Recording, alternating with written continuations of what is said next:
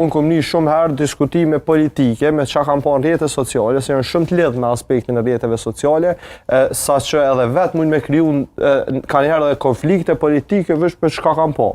Domethënë, e di një rast, u patën rrej në shkollë të djali mi gjëstem një 2 djem, baba i vetë me LDK, i tjetër të konë me VV. Domethënë, kjo është absurditet total, ku që përmeni dhe kolegu në Zvicër një i ri nuk ta njeh as një ministër.